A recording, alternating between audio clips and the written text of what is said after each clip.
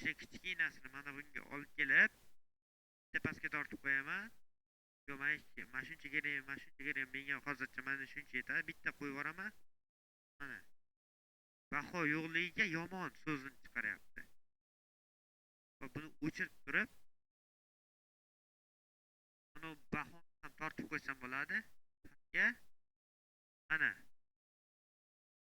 hammasi yaxshi, chunki bu yerda anaqa so'zlar yo'q. 5 turibdi-yu. 5 o'rniga o'chirib tashlab, bitta 2 qo'yadigan bo'lsam, bitta 2 olsa 48 qoldi. Bu yerga ham 2 qo'yadigan bo'lsam, 46 bo'ldi. Bundan ham bahosini 2 chiqaradigan bo'lsam, ya'ni cho'ragini 4 ga tushyapti. Agar hammasini 2 qilib qo'yadigan bo'lsa nima bo'ladi?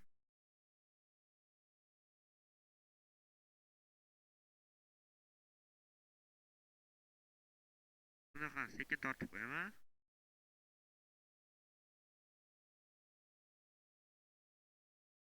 Sof chiqadi, yomon chiqdi. Yomon so'zini yozib qo'ydi. Mana endi biz Word dasturiga o'tdik. Excel dasturini ko'rsatib chiqdim.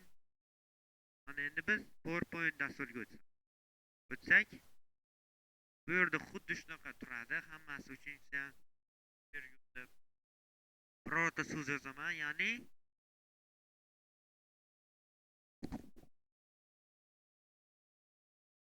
space'ga bosib birorta so'z yozaman. Nimani yaratmoqchi bo'lsam, masalan, ishlagan ishlarimga qarayman. Prezidensiya mana shunaqa prezidensiyani gapirib beradi. Bilsa, mana buni prezidensiya qilaman, hozir prezidensiya so'zni ko'chirib olaman. Albatta sizlarga ham o'rgataman buni hozircha. Deganda buni xuddi shunaqa qanday o'zgartirsa bo'ladi? Xuddi shunaqa qanday qilsa bo'ladi? Hozir buni sizlarga ko'rsataman.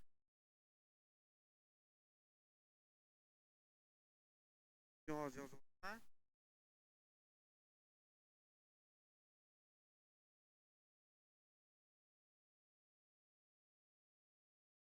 Samsung S10. S10 Men buni mana bunday belgilab olaman. Qaranglar. Buni bosmasam, ekranimda mana bunday hozir glавный menyusida turganini ko'rsatyapti. Mana shundan boshqa hech qanaqa menyu yo'q, mana bo'm-bo'sh turibdi. Mana bu yozuvni ustiga bosadigan bo'lsam, bu yerda format menyusi ochilib keldi. Format figuri menyusi ochilib keldi. Va bu qo'shimcha bo'lgani uchun rang, ya'ni olov rangmi shunaqa rangda ko'rsatyapti. Bitta bosib, bu yerda xuddi shunaqa so'z olsam bo'ladi. Mana buni bosdim, bo'lmasa buni mana bundoq kelib olishim kerak mana. Buni bosam, xohlagan rangimni qilib qo'ysam bo'ladi. Men sariq qilib qo'yaman. Sariq, yo'q, menga sariq kerak emas desanglar, stavkami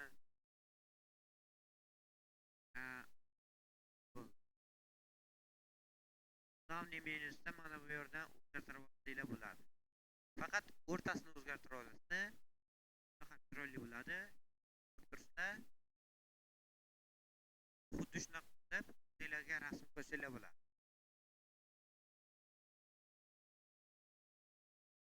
IT ga kirsanglar, mana IT ga kirasizlar, xuddi shunaqa bo'lib turadi. Fayl topishim kerak, open fayl. Faylim o'zim qidirishim kerak. Qiyin. IT ga o'rganishlarga ancha bor. Ko'payib ketdi.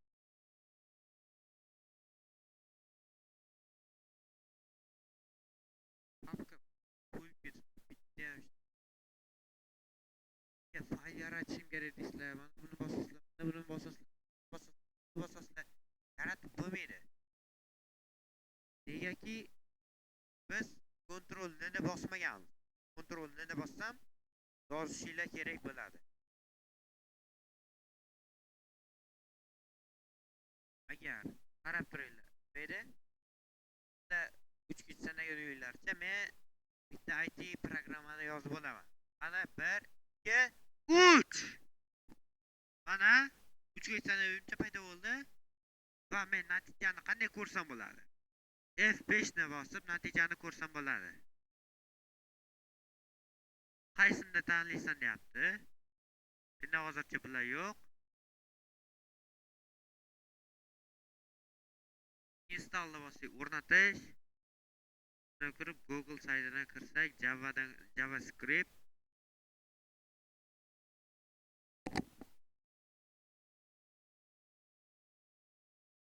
Java Enter S++ dan kirsam ham bo'ladi.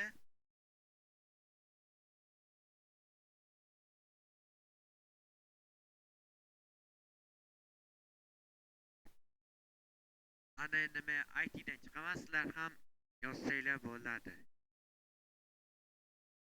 Bugungi darsimiz shu edi. Darsimiz 3 ta 9 minutli, ya'ni uchalasiga bo'ldi. Hammaga xayr, sog' salomat bo'linglar. Keyingi darsda ko'rishguncha xayr.